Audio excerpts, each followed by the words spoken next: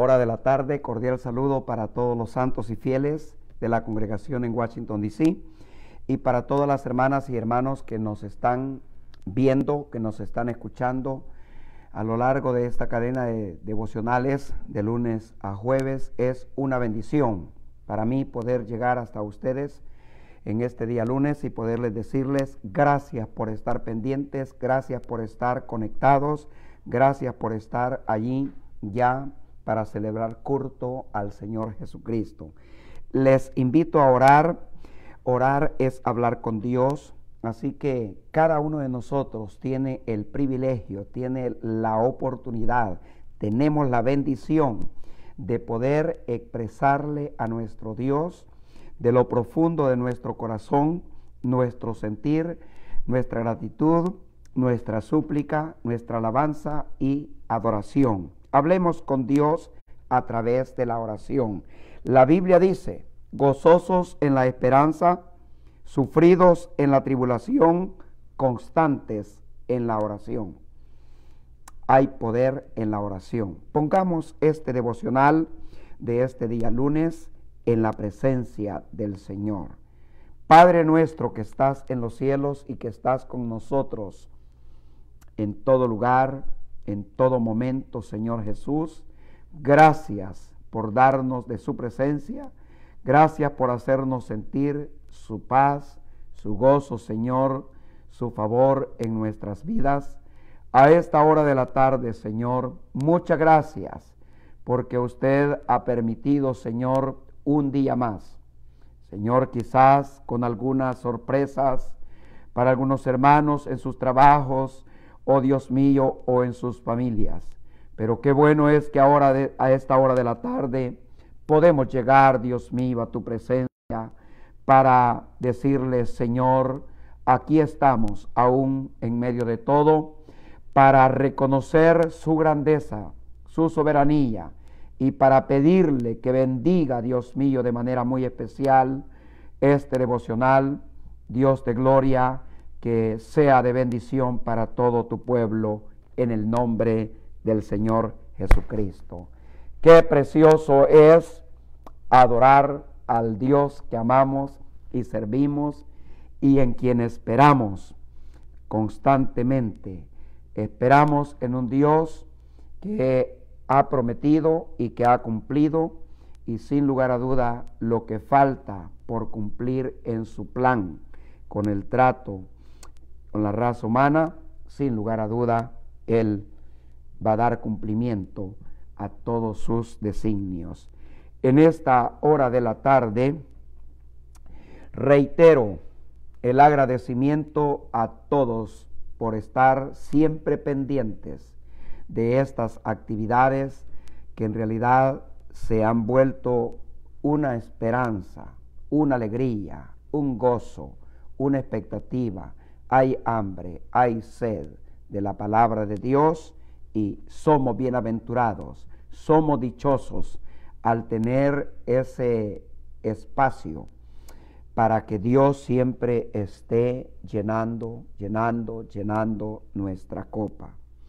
En esta tarde pido que hagamos oración a favor de la obra de Dios en el mundo entero, a favor de todas las almas que conocen esta verdad y por todos aquellos que no conocen el Evangelio, por todas esas almas que deambulan en las calles sin Dios y sin esperanza, que no conocen la verdad del Evangelio, que no han sentido en sus vidas el mensaje de la redención. Oremos por las almas que no son salvas. Oremos por aquellos que conocen en parte el plan de salvación.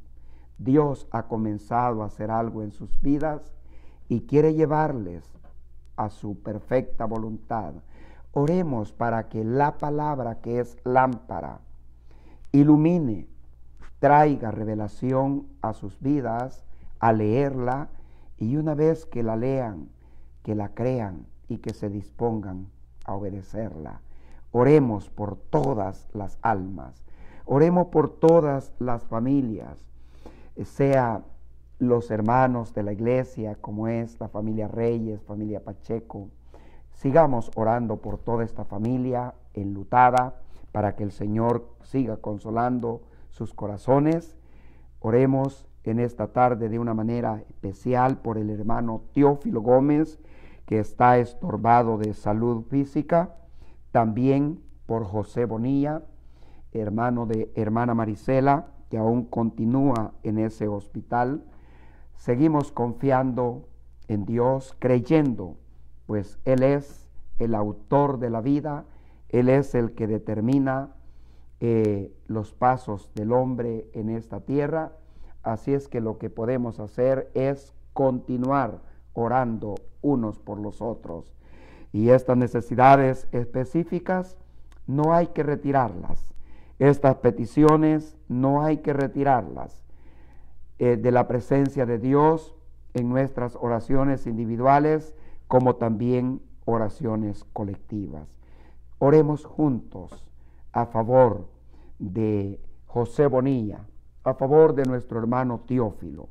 Le ha llegado la prueba, como suele llegar a cualquiera de los soldados de este ejército, a cualquier atleta le llegan sus pruebas, la prueba de la fe, pero estamos con ellos en todo momento para que el Señor de la gloria haga su gloria, se manifieste en sus vidas y al final juntos alabemos al Señor. Padre nuestro, una vez más, me acerco a tu presencia, Señor, para presentar estas peticiones, oh Dios, de las familias que están enlutadas. Ayúdales, por favor, ayúdales de manera muy especial, bendito Dios.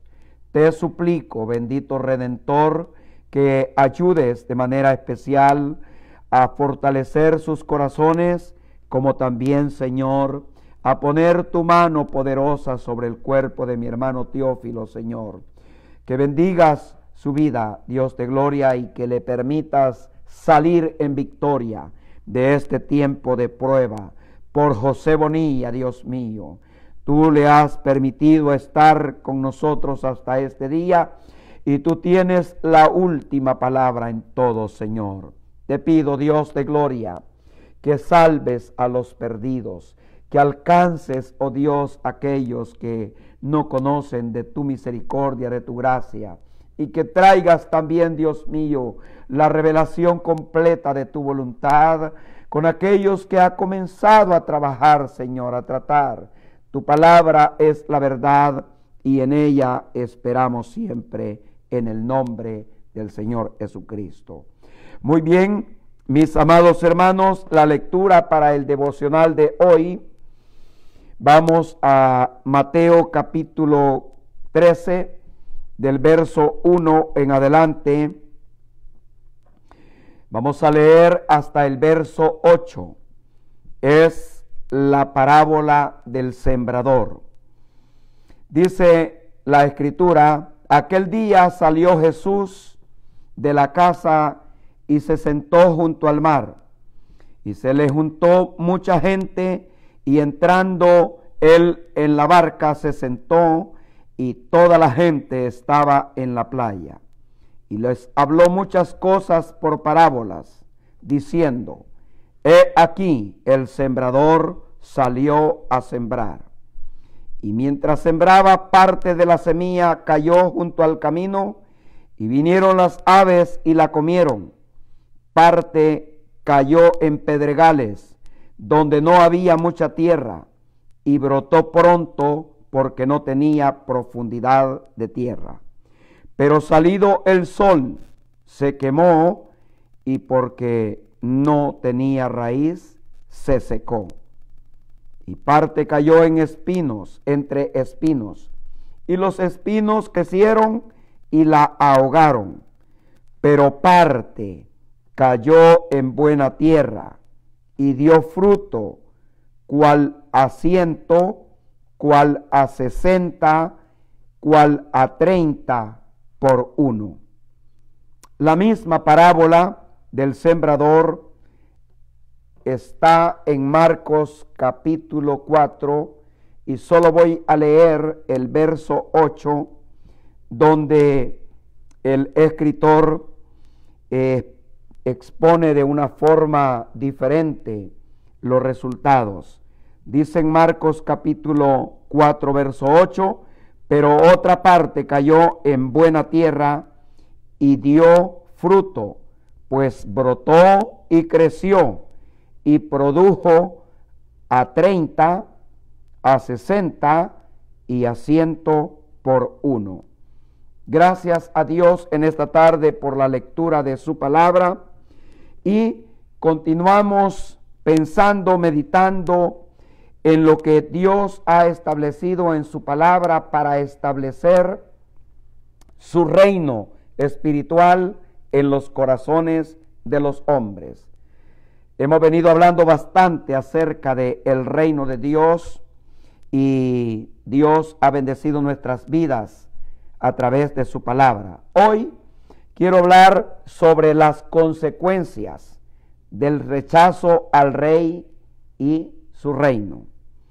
Un rechazo abierto y frontal de un pueblo a lo largo, hermanos, desde el Sinaí hasta que se cumplieron promesas y profecías. El pueblo no dejó que Dios se glorificara como Él había planeado. Y lo bueno en Dios es que Él a nadie obliga, a nadie exige. Es la decisión que tenemos, que si le oímos y le creemos y le obedecemos, Dios es complacido y la complacencia de Él, hermanos y hermanas, se manifiesta en nuestras vidas con un sentir de paz y de gozo por cumplir de alguna manera, aunque no podemos presumir perfección, pero qué bueno es tratar de agradarlo a Él en todo lo que decimos y en todo lo que hacemos. Un rechazo abierto y frontal de un pueblo que conocía muchas cosas, que tenía muchas cosas de parte de Dios. Ya en el Nuevo Testamento el rechazo se manifiesta una vez más cuando no hubo lugar en el mesón, cuando promesas y profecías se cumplieron. Número 1. Número 2, por los escribas y los estudiosos que sabían las profecías, pero ellos fueron indiferentes a esas verdades eternas. Número 3, cuando Pilato preguntó qué debía de hacer con Jesús, su rey, pues ellos, las autoridades, eran los que presentaron a Jesús ante Pilato, ya que ellos, como tribunal religioso, no tenían facultad de dictar sentencia de muerte porque estaban bajo el régimen de Roma. Y por eso acudieron a Pilato, quien era el gobernador de esa región, para que él determinara qué hacer con Jesús. A esta altura Pilato ha interrogado de muchas maneras a Jesús y no ha encontrado ningún delito en él. Con esa conciencia, Pilato agotó todo lo que pudo ante una turba enardecida que gritaba y gritaba y gritaba que él debía de ser crucificado.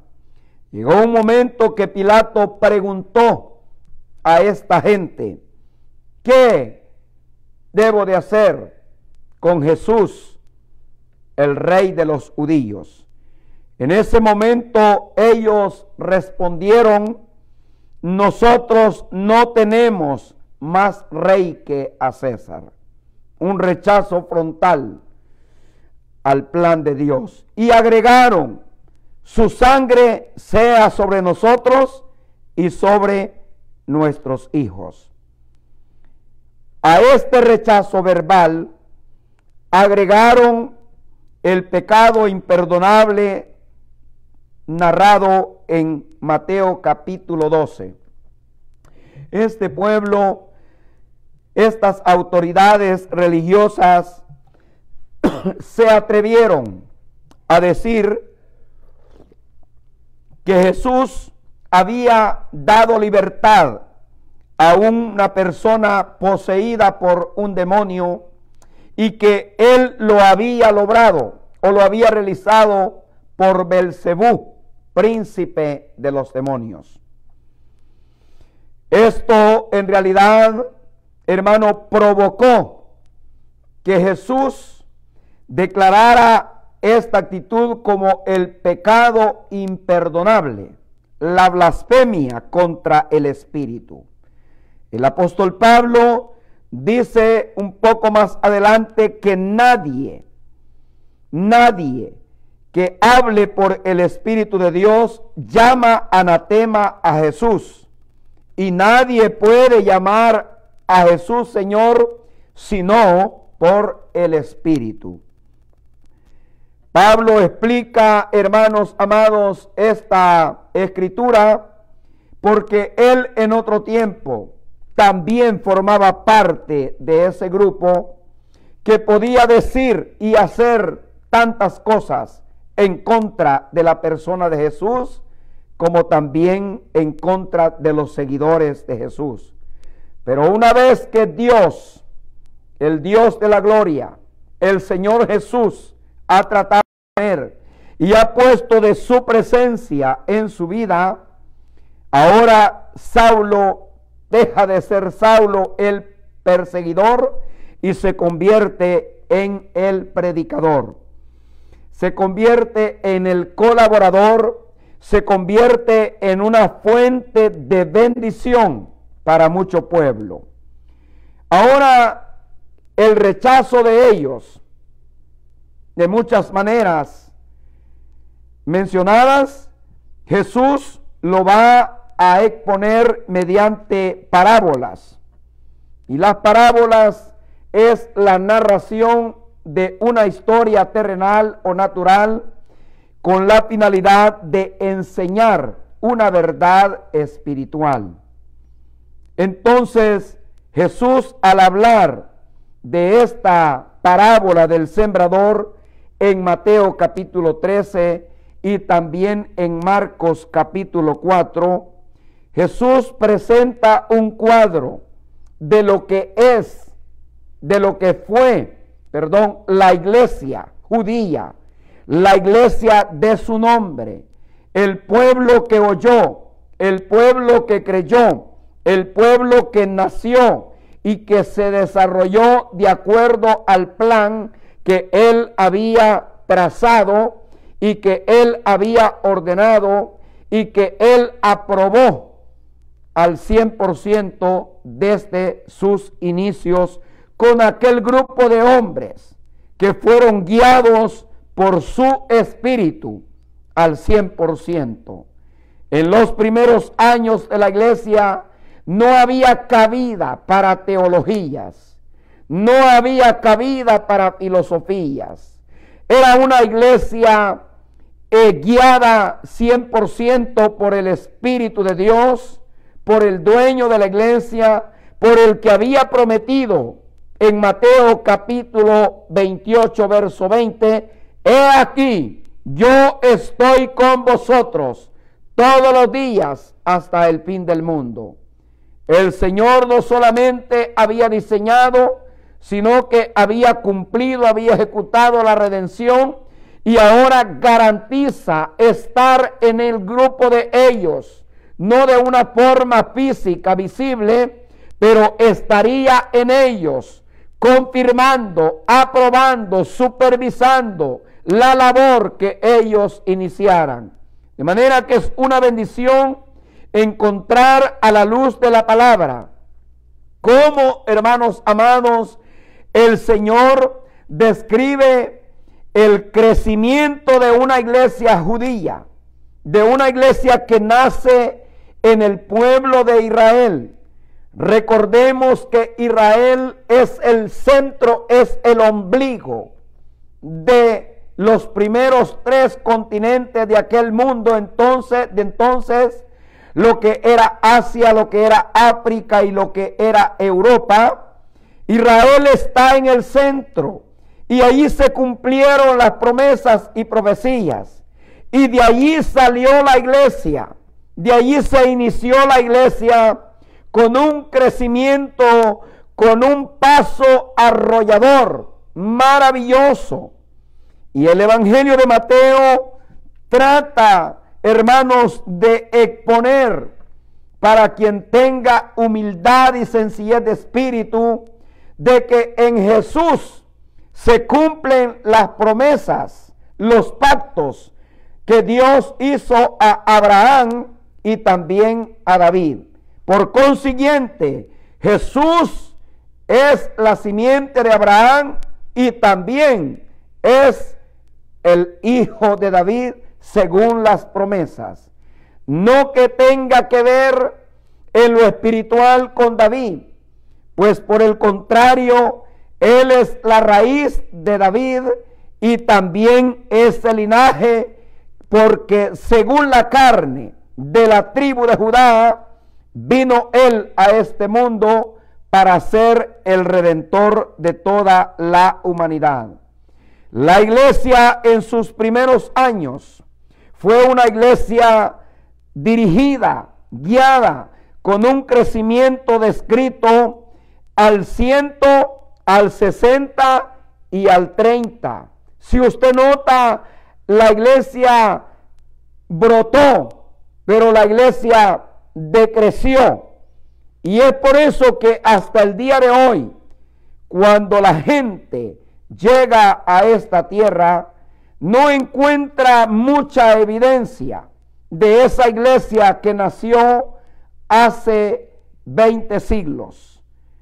Hermanos amados, esa iglesia apareció y según la parábola que el Señor dio en Mateo capítulo 13, ya es consecuencia a lo que ellos han dicho de él en el capítulo 12. Entonces el Señor va a cumplir su palabra, que de Jerusalén saldrá la ley, que de Jerusalén se iniciará el mensaje de salvación para toda la humanidad, pero que ese pueblo que una y otra vez desde el Antiguo Testamento han rechazado al rey y a su reino, y que cuando el rey estuvo presente también lo rechazaron y dijeron cosas inesperadas de él. Entonces el Señor comienza a describir el descenso de ellos como reino espiritual. Por eso la iglesia creció 160 y luego al 30. Es la iglesia judía. Es la iglesia que nace y que crece, pero después permite que la teología, que la filosofía entre y esa verdad comenzó a menguar. Pero Dios muestra por otro lado que el mismo predicador de Pentecostés de Hechos capítulo 2 recibió en visión de que Dios le estaba mostrando un pueblo que no tenía pactos, que no tenía ley, que no tenía culto, que no tenía templo, que no tenía sacerdocio, que no sabía una forma de agradar a Dios, que solamente tenía de pronto un conocimiento parcial de Dios y cómo adorar y cómo hacer ciertas cosas. Y es por eso que la iglesia gentil aparece descrita por el dueño de ella en Marcos capítulo 4. Como la iglesia, mire, la iglesia en Israel aparece del 60, del 100, 60 y el 30. Mientras que la iglesia gentil en la casa de Cornelio, un grupo pequeño de 30, luego de 60 y luego al 100. Es una iglesia que comenzó en una casa, pero es una iglesia que se ha mantenido, que se ha engrandecido, que ya es toda una dama, que ya es toda una señora, y que a pesar de que el enemigo ha tratado de impedir el crecimiento de ella, hasta el día de hoy se sigue cumpliendo la palabra del Señor por boca de su predicador en Pentecostés, que esta promesa que se cumplió para los primeros y para sus hijos y para todos los que estaban lejos, para cuantos el Señor nuestro Dios llamare, hasta el día de hoy es la iglesia que abriga a millones y millones de todas las naciones del mundo, pero porque hubo un principio en un pueblo que endureció y que rechazó deliberadamente al Rey de la Gloria. Por eso el apóstol Pablo expresa con tristeza que si ellos hubieran conocido al Rey, no lo hubieran crucificado y rechazado. Pero el entendimiento de este pueblo se embotó, el corazón se endureció para rechazarlo y para blasfemar en contra de él. Y por eso el Señor va a describir muchas cosas para este pueblo, hermanos, en forma de parábolas. Va a hablar de ellos, de su actitud.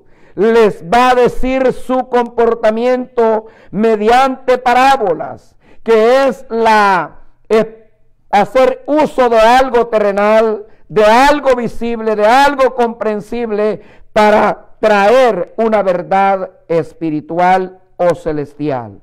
Mateo capítulo 20, es del verso 1 en adelante, está la parábola del hombre hacendado que contrata varios jornaleros en diferentes horarios del día. Dice Mateo capítulo 20, verso 1, porque el reino de los cielos es semejante a un hombre, padre de familia, que salió por la mañana a contratar obreros para su viña. Y habiendo convenido con los obreros en un denario al día, los envió a su viña. Saliendo cerca de la hora tercera del día, vio a otros que estaban en la plaza desocupados.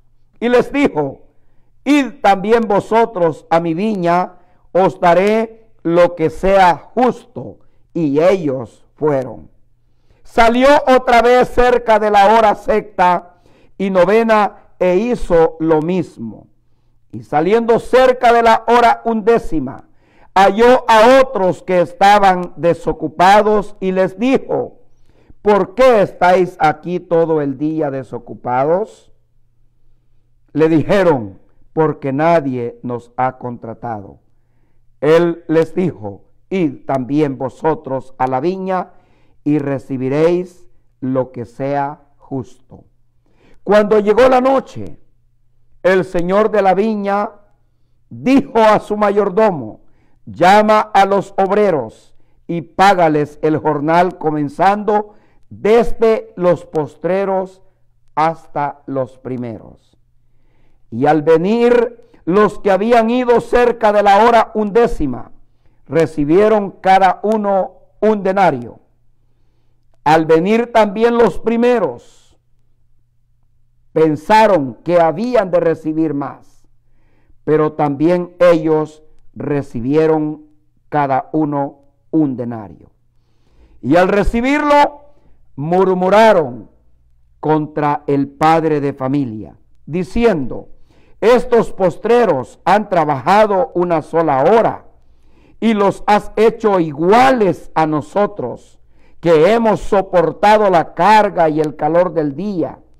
Él respondiendo dijo a uno de ellos, amigo, no te hago agravio, ¿no conveniste conmigo en un denario? Toma lo que es tuyo y vete, pero quiero dar a este postrero como a ti. ¿No me es lícito hacer lo que quiero con lo mío? ¿O tienes tú envidia porque yo soy bueno? Verso 16, así los primeros serán postreros y los postreros primeros, porque muchos son los llamados, mas pocos los escogidos. En esta parábola es una referencia muy clara a Israel y a la iglesia del Nuevo Testamento. Ellos fueron los primeros, ellos fueron los depositarios, ellos fueron los privilegiados en tener esta revelación, este conocimiento, estas glorias. En presencia de ellos estuvo en vivo, en directo, el Rey de Gloria. En tener el conocimiento de las profecías, de la ley, del culto y de todas las funciones del tabernáculo. Privilegios solemnes solamente para ellos. Ellos son los... Pero a causa del rechazo al rey de este reino espiritual, ahora dice el Rey de Gloria en esta parábola, que ellos no solamente han decrecido, según lo explica Mateo capítulo 13, sino que, hermanos, ellos ahora ocupan un lugar en este reino. Siendo los primeros, ahora son los últimos.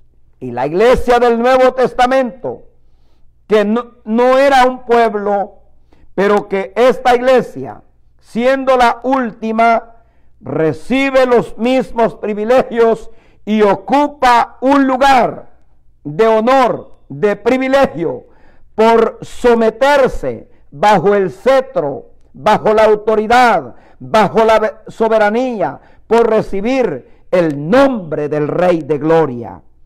Ellos fueron también los primeros en rechazar al rey. Israel tuvo la revelación, vino a ellos, pero ellos no le recibieron. Ellos se deleitaron en rechazarle una y otra vez. Y ahora el Señor comienza a declararles con estas parábolas la condición y la posición de ellos en los propósitos de su sola voluntad. Los jornaleros últimos reciben el mismo pago y ahora vienen a ser los primeros en el trato de Dios con ellos. Otra parábola les refirió, hermanos, y es la que está en Mateo capítulo 21 del verso 28 en adelante. Es la parábola de los dos hijos. En esta historia, Jesús pregunta a los que conocen, a los que saben, a los que entienden, a los que tienen mucho conocimiento. Y una vez más, mis hermanos amados, el talento, el conocimiento es bueno, pero no siempre es lo mejor. Esto es bueno tomarlo en cuenta cuando hay temor, cuando hay sujeción, cuando hay disposición para recibir, para honrar, para adorar al Rey.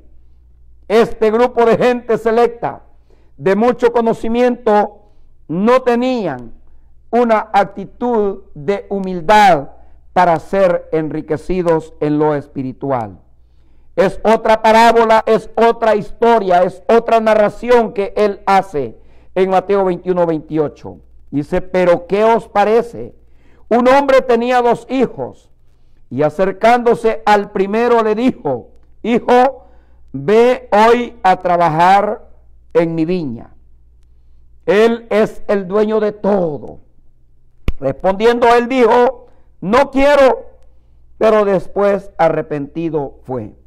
Y acercándose al otro le dijo de la misma manera, y respondiendo él dijo, sí Señor, voy, y no fue. Pregunta Jesús, ¿cuál de los dos hizo la voluntad de su padre? Dijeron ellos, el primero. Jesús les dijo, de cierto os digo,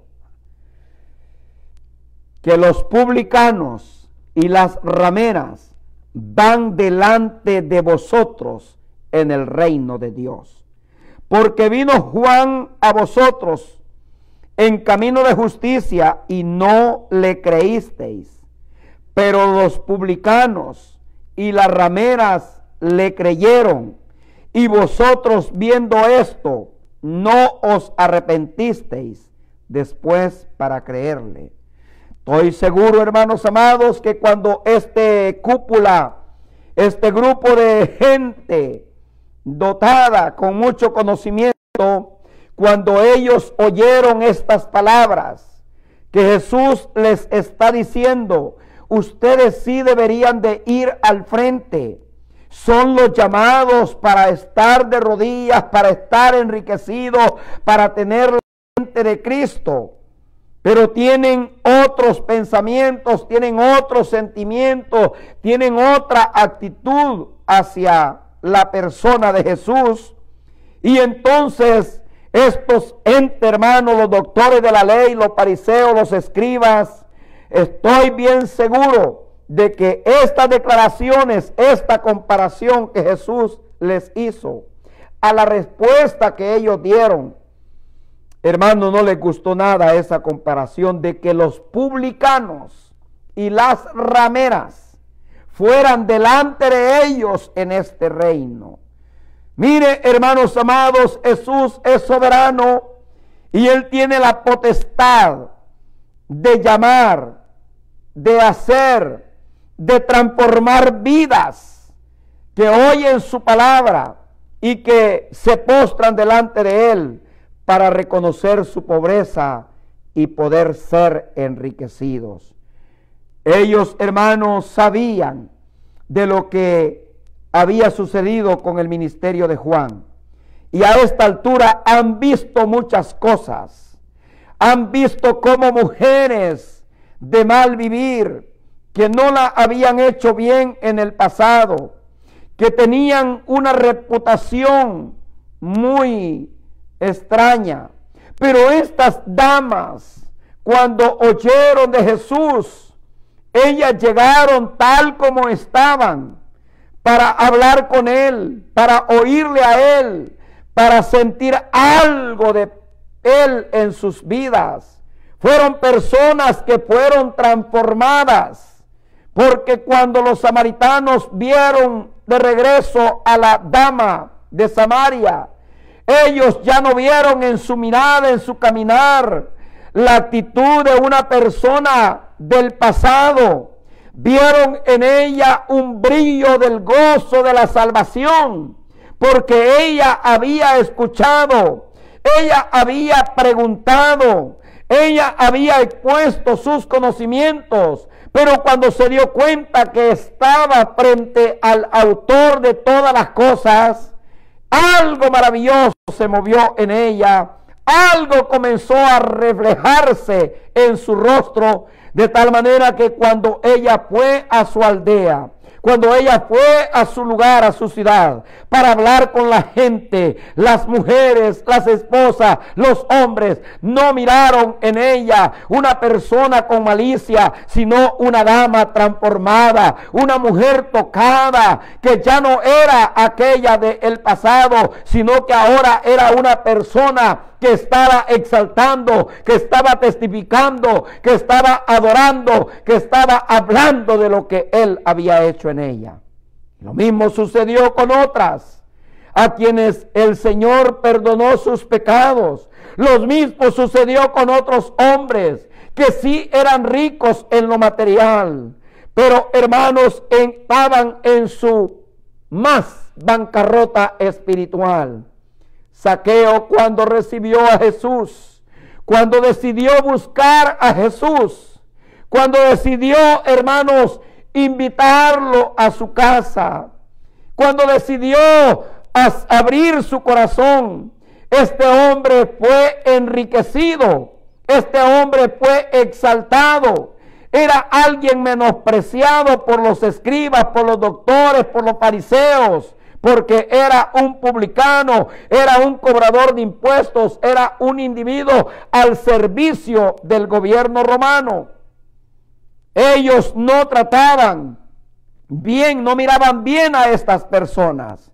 Y cuando Jesús le dijo que esta clase de personas, manchadas, destruidas, sin propósito, pero por haber oído el mensaje de Juan, por haber creído a su evangelio, ahora estaban en una posición superior. No eran nadie, pero ahora eran alguien. Y aquellos que se consideraban los mejores, los más santos, Jesús les está diciendo que esta clase de personas va delante de ellos en este reino.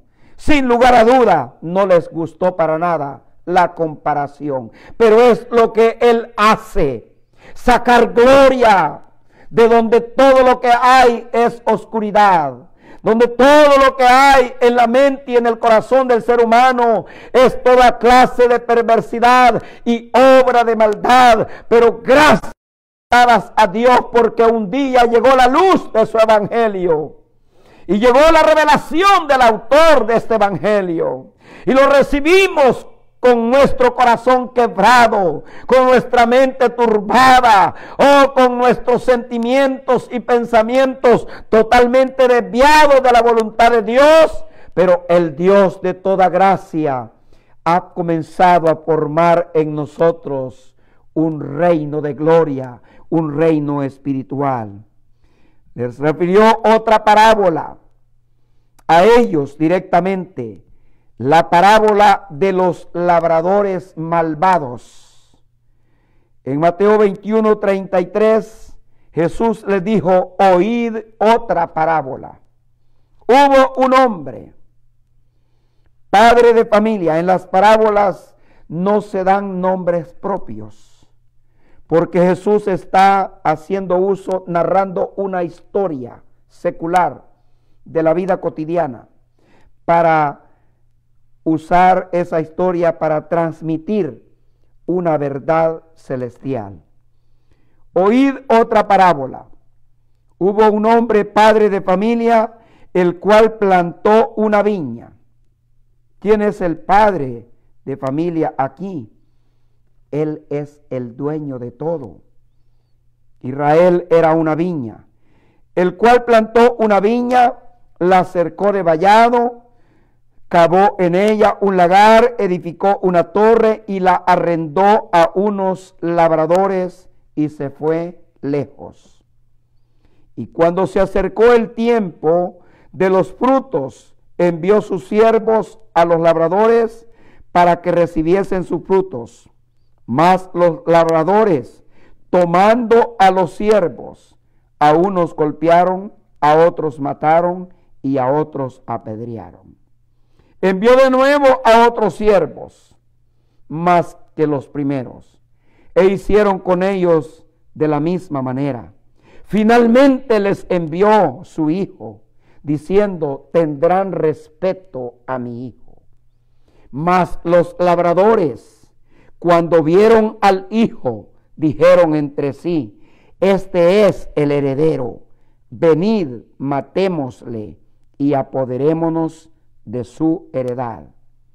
Y tomándole, le echaron fuera de la viña y le mataron.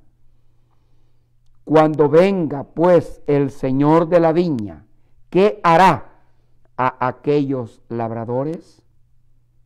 Le dijeron, a los malos destruirá sin misericordia y arrendará su viña a otros labradores que le paguen el fruto a su tiempo. Saber las cosas no es suficiente. Entender algunas cosas no es suficiente. Es mejor estar dispuesto a hacer lo que Él dice. El pecado está en aquel que sabe hacer lo bueno y no lo hace.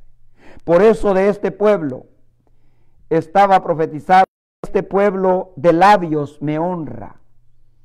Le estaban respondiendo correcto, pero con un corazón incrédulo, lleno de rechazo. Jesús les dijo, ¿nunca leísteis en las Escrituras?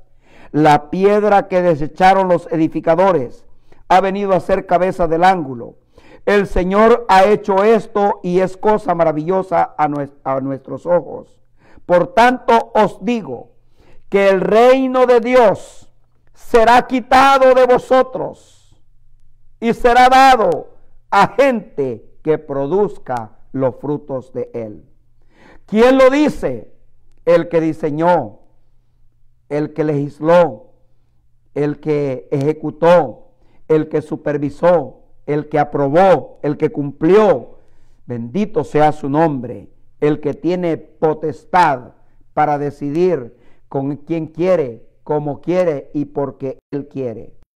Otra vez, hermano, una sentencia para este pueblo, que esperaba el Señor de la viña que cuando llegara a encontrar frutos, pero encontró, dice, frutos silvestres, encontró rechazo, encontró una actitud negativa hacia él. El pueblo protegido, el pueblo fructífero según el plan de Dios.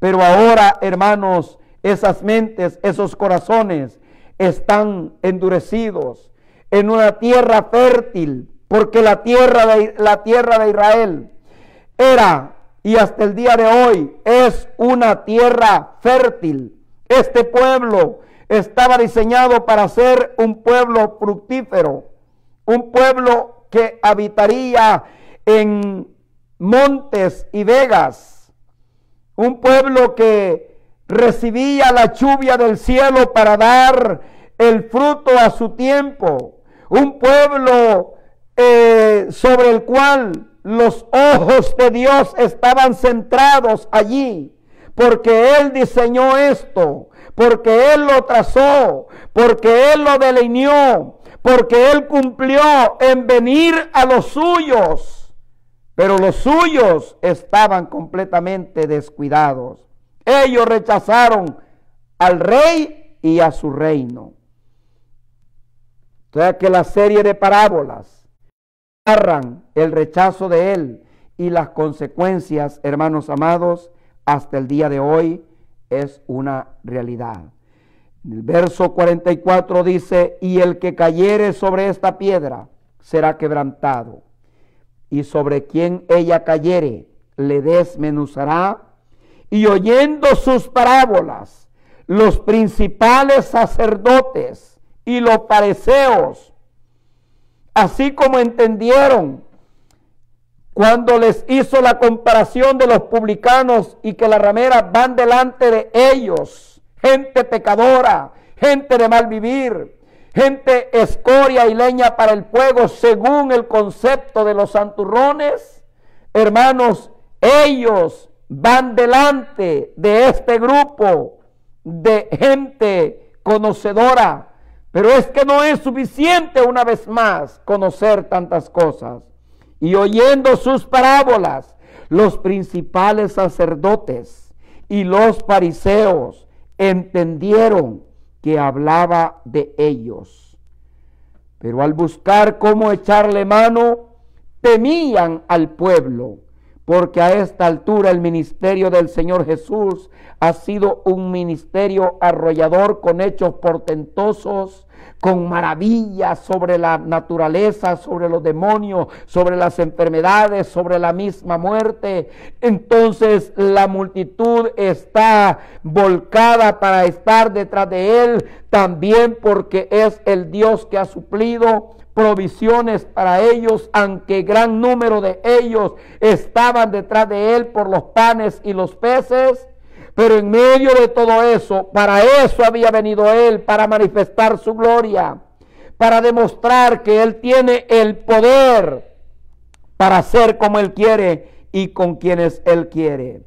Los otros, hermanos, gente bendecida por creer, por correr a su presencia, compungidos de corazón y caer a las rocas como para encontrar un refugio espiritual. Es lo que nos ha acontecido, que al oír que estábamos destinados para condenación, para ser destruidos en el abismo sin fin, al oír que Él llama, que Él espera, que Él invita, corrimos tal como estábamos y hemos encontrado en Él el propósito y el principio de una transformación de menos a más. Hemos encontrado en Él una paz, un amor limpio, una posición mejor por su misericordia. Es por eso que el predicador dice: mas vosotros sois real sacerdocio, nación santa, pueblo escogido por Dios. Oh, hermanos amados, el pueblo que no era pueblo, el pueblo que no tenía luz, que era tradición, que tenía tantas creencias paganas, por su misericordia, el día de hoy tenemos el conocimiento que un pueblo rechazó, el conocimiento de que hay un solo Dios, el conocimiento de que el bautismo para perdón de los pecados es en su nombre. Uno se pregunta el día de hoy, estas escrituras están al alcance de todos, pero no todos encuentran, hermanos, riquezas espirituales en las palabras del Rey. El apóstol Pablo explica en Efesios capítulo 2, verso 11: por tanto, acordaos que en otro tiempo vosotros, los gentiles, en cuanto a la carne, erais llamados incircuncisión, por la llamada circuncisión hecha con mano en la carne. En aquel tiempo estabais sin Cristo, alejados de la ciudadanía de Israel y ajenos a los pactos de la promesa, sin esperanza y sin Dios en el mundo. Pero ahora, en Cristo Jesús, vosotros que en otro tiempo estabais lejos, habéis sido hechos cercanos por la sangre de Cristo. Verso 14: porque Él es nuestra paz, que de ambos pueblos hizo uno, derribando la pared intermedia de separación, aboliendo en su carne las enemistades, la ley de los mandamientos expresados en ordenanzas, para crear en sí mismo de los dos un solo y nuevo hombre, haciendo la paz. Y mediante la cruz reconciliar con Dios a ambos en un solo cuerpo, matando en ella las enemistades. Y vino y anunció las buenas nuevas de paz a vosotros que estabais lejos y los que estabais cerca, porque por medio de Él los unos y los otros tenemos entrada por un mismo espíritu al Padre. Así que ya no sois extranjeros ni advenedizos, sino conciudadanos de los santos, miembros de la familia de Dios, edificados sobre el fundamento de los apóstoles y profetas, siendo la principal piedra del ángulo Jesucristo mismo, en quien todo el edificio, bien coordinado, va creciendo para ser un templo santo en el Señor, en quien vosotros también sois juntamente edificados para morada de Dios en espíritu. ¿En qué consiste entonces el reino de Dios desde Pentecostés hasta hoy? ¿En qué consiste? ¿Qué es el reino de Dios y qué no es el reino de Dios? Romanos capítulo 14, verso 17 dice: porque del reino de Dios no es comida ni bebida, sino justicia, paz y gozo en el Espíritu Santo. ¿Qué es el reino de Dios? No es, hermanos, lunas nuevas y días de fiesta. No es la clasificación de ciertas comidas o ciertas carnes. Nada tiene que ver eso literal con las riquezas espirituales que Él estableció en nuestros corazones. Romanos capítulo 5, verso 1 dice: justificados pues por la fe, tenemos paz para con Dios. Tenemos paz para los reinos y los gobiernos de la tierra. Paz representa tener las tropas acuarteladas. Paz para los gobiernos de la tierra representa tener la cantidad de aviones de guerras en las pistas, en los hangares. Paz para los gobiernos terrenales y los reinos terrenales es tener las tanquetas y la artillería en los cuarteles. es que la sociedad no esté alborotada, que no hayan revueltas, que no hayan manifestaciones, que no hayan esas provocaciones. Para ellos esto representa paz. Pero para la iglesia, aleluya, para la iglesia del Señor, para la iglesia de su nombre, alabanzas al Señor, para el pueblo que ha permitido que Jesús sea el rey, el príncipe de paz, que gobierne de adentro hacia afuera. Para nosotros que hemos creído en el que dijo, mi paz os dejo, mi paz os doy, no como el mundo la da, no como el mundo interpreta lo que es estar en paz. Esta paz es una paz espiritual, es un reino de gozo en el Espíritu Santo, alabanzas al Señor. Es por eso que en esta tarde, hermanos amados, debemos de dar gracias a Él, porque Él es nuestra paz. Y a pesar de vivir en una sociedad, en un mundo complicado por las situaciones que hay en la sociedad, en medio de todo esto hay un pueblo que está en paz con Dios. ¿Por qué? No porque lo merecíamos, no por lo que hemos hecho, sino porque Él vino para reconciliarnos, porque desde Adán estábamos en enemistad con Él. Y partiendo desde el Sinaí, el hombre más complicada la situación con Él, porque conociéndolo no le dio gloria a Él. En esta tarde, hermanos y hermanas, es una bendición formar parte del reino de Dios. Algo que no conocíamos, algo que no entendíamos, pero por su gracia somos lo que somos, porque por gracia sois salvos, y esto no de vosotros, pues es un don de Dios. Lo que comenzó en el centro de 3 continentes, en una nación, en el ombligo del mundo entero, hermanos amados, Él diseñó que de allí arrancaría una iglesia, a pesar de que los primeros no cumplieron y decayeron. Y el día de hoy, donde Jesús dijo sus discursos, donde Jesús hizo milagros y maravillas, lo que hay es otra cosa. En medio de ese panorama de religiosidad, en medio de ese ambiente, alabanzas al Señor, de tradiciones y de sistemas de cultos religiosos, en medio de todo eso vale la pena reconocer que el pueblo fue y es un pueblo de promesa en el plan de Dios.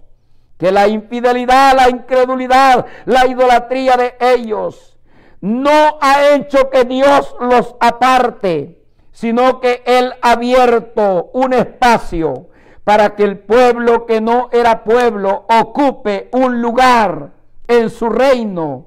Y es por eso que la iglesia del Nuevo Testamento, en el plan de Dios, hermanos amados, ocupa un lugar de privilegio y de responsabilidad. En ese lugar geográfico se manifestó, se diseñó, se trazó, se legisló, se cumplió el reino de Dios en los corazones de los hombres. Pero ellos rechazaron este reino. Nosotros tenemos el privilegio de ser pueblo que no era pueblo, pero por su gracia somos lo que somos, porque de allí se diseñó también que allí comenzaría la proclama del arrepentimiento y el perdón de pecados a todas las naciones, comenzando desde Jerusalén. Por eso que la iglesia gentil nació pequeña en la casa de Cornelio, pero esa iglesia gentil ha crecido y se ha mantenido. Y la actitud del rechazo ahora ocupan un lugar diferente. Eso lo ha diseñado Él, eso lo dice Él, eso lo expone Él. Y si Él es el Señor, hay que agradecerle, hay que vivir.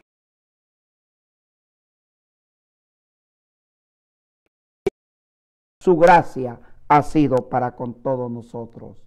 Les invito que oremos, les invito que vivamos sosegadamente, hermanos, en medio de un mundo convulsionado, conflictos, guerras y todo lo que hay. En medio de todo hay un pueblo que en aflicciones, en pruebas, en situaciones inesperadas, tiene paz, tiene confianza, tiene seguridad de que hay uno que gobierna y que Él tiene el control.